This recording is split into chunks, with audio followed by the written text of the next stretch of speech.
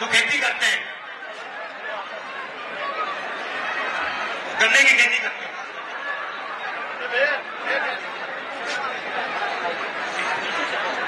ठीक है, गुजराती में बोल लेना, मैं भी थोड़ी सीख लूंगा। तो अच्छा, थोड़ा शांत हो जाए, शांत हो जाए। आज सुबह मेरे पास गुजरात के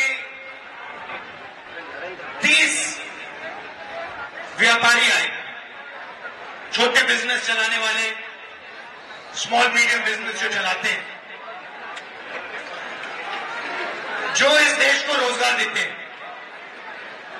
सही, जो बड़े अरबपति होते हैं, अदानी जैसे, वो इतना रोजगार नहीं देते,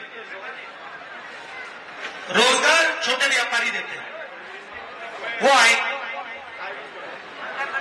और वो मुझे कहते हैं, राहुल जी, नोटबंदी और जीएसटी ने हिंदुस्तान के स्मॉल और मीडियम बिजनेस चलाने वाले लोगों को, टेक्सटाइल इंडस्ट्री को, डायमंड इंडस्ट्री को खत्म कर दिया। तो मैंने उनसे पूछा कि ये जो नोटबंदी हुई, जो जीएसटी लागू की गई, इसका लक्ष्य क्या था? और उन्होंने 1 सेकंड में मुझे जवाब दिया कि राहुल जी, लक्ष्य जीएसटी का, नोटबंदी का, हिंदुस्तान के छोटे व्यापारियों को खत्म करने का था। किसान से बात करता हूं तो किसान कहते हैं,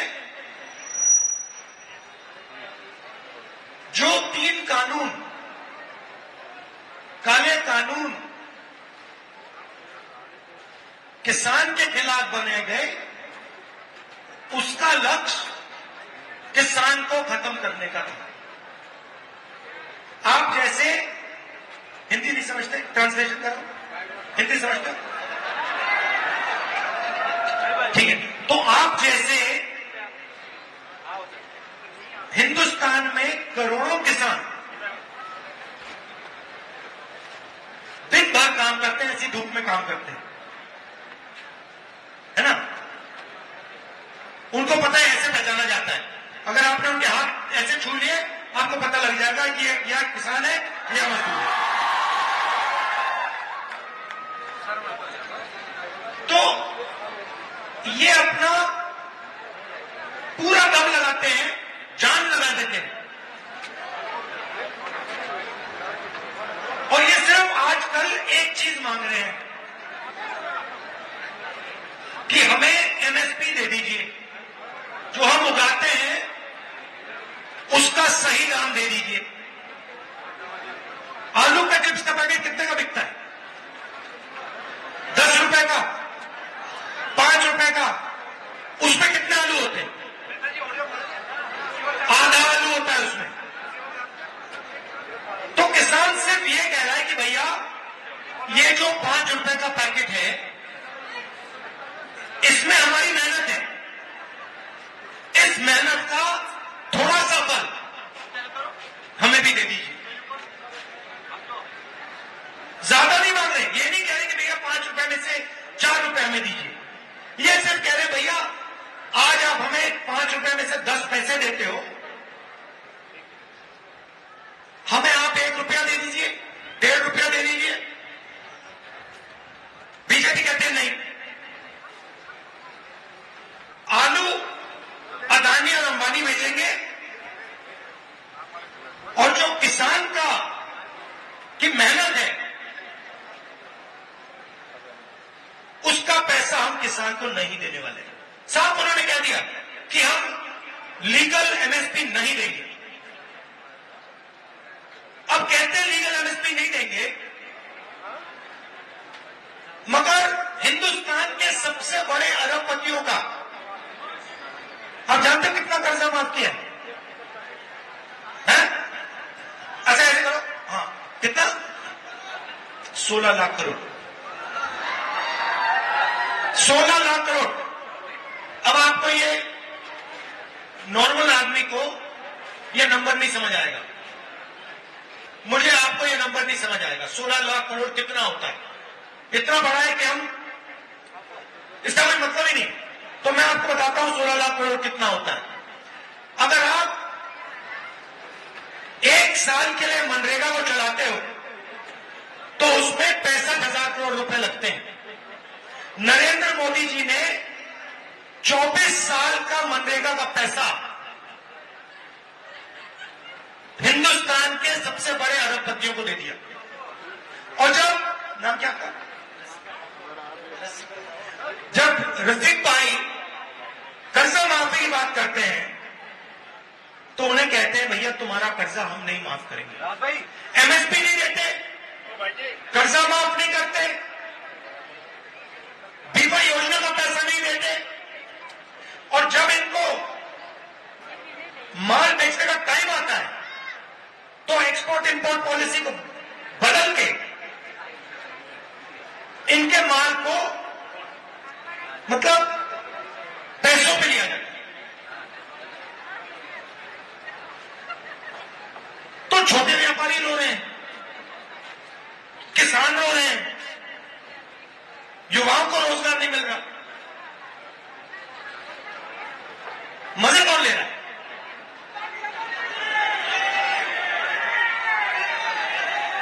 आप कोई भी बिजनेस देख लो, कोई भी बिजनेस आप देख लो, डिफेंस का देख लो, सोलर पैनल का देख लो, पावर का देख लो, ड्रोन का देख लो। अरे भाई जोर से बोलो, ड्रोन का देख लो, अदानी, जहां भी आप देखो इस देश में आपको अदानी दिखेगा। एनडीटीवी किसका है? ये जो मीडिया वाले हैं, आपने कभी मीडिया पे किसानों के मुद्दे देखे? कभी देखा आपने कि भैया गन्ने की दाम की बात हो रही है, एमएसपी की बात हो रही है? नहीं दिखेगा, दाम नहीं मिलता। आपका नाम क्या है? आप क्या करते हो? करते क्या हो? आप भी आ जाओ।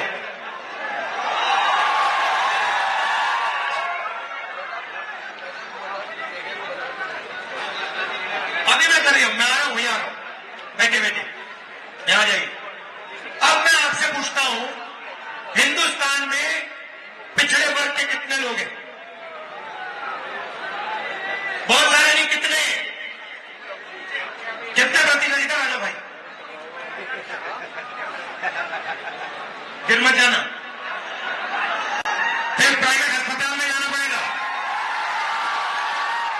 गिरोगे तो प्राइवेट अस्पताल में जाना पड़ेगा, फिर लाखों रुपए लग जाएंगे, वो भी अदानी के जेब में जाएगा।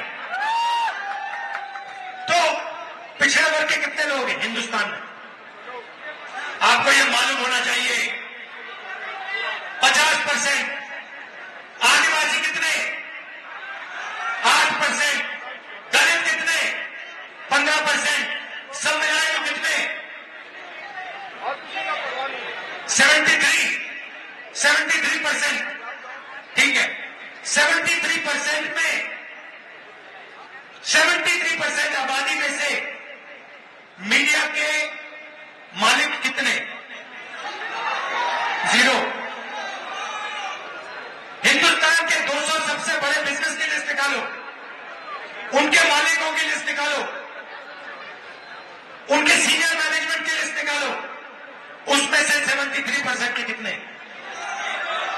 0।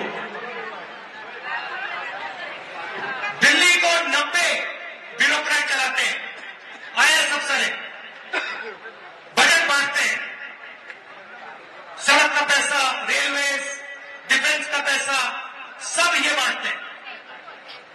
90 में से आदिवासी कितने? एक बैठा रखा है कोने में और उसको कह रखा है तू ज्यादा मत बोल, कोना नहीं। 100 रुपए खर्च होते हैं ऑफिसर कितने रुपए का निर्णय लेता है? नहीं, 10 पैसे का। आपकी भागीदारी 8%, सॉरी, आपकी आबादी 8%, आपकी भागीदारी 100 रुपए में से 10 पैसे। 8 में कम से कम होनी चाहिए, मगर है 10 पैसे। पिछड़ा वर्ग 50% है, 90 में से उसके कितने अफसर? 3। उनकी भागीदारी कितनी? 50% आबादी है, भागीदारी कितनी? 5%। 73% को पूरे को मिला दो, बजट का 6% का निर्णय लेते हो। 6% का हिंदुस्तान की सरकार खर्च करती है पैसा, तो दलित, आदिवासी, पिछड़े 6 रुपए का निर्णय लेते हैं। भाइयों और बहनों, हिंदुस्तान में आपकी भागीदारी है ही नहीं, आपका बेवकूफ बनाया जा रहा है। और बेवकूफ कैसे बनाया जा रहा है मैं आपको दिखाता हूं। भैया तो भैया खड़े होंगे आप?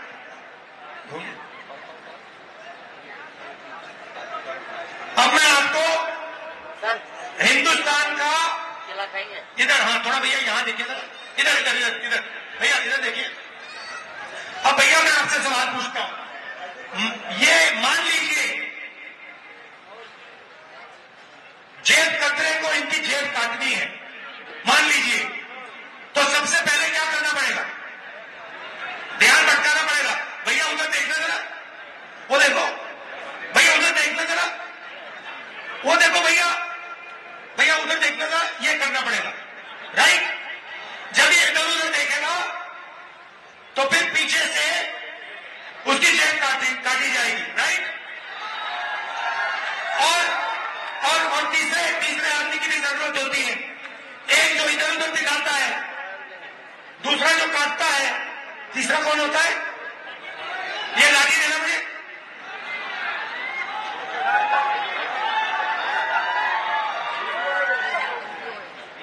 ये झंडा उतार दो इससे। ये तीसरा जो होता है, ये ऐसी लाठी लिए खड़ा होता है। क्यों? अगर इस बेचारे ने कुछ किया तो इसको लाठी लगेगी, राइट? तो ध्यान कौन भटकाता है? मोदी। देखो भैया, सी प्लेन की ओर देखो, देखो भैया, देखो भैया, मैं समुद्र के नीचे चला गया। देखो भैया, वो चाइना की ओर देखो, देखो भैया, पाकिस्तान की ओर देखो,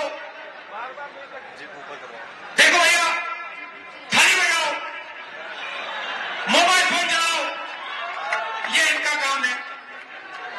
पीछे से अदानी जी आते हैं,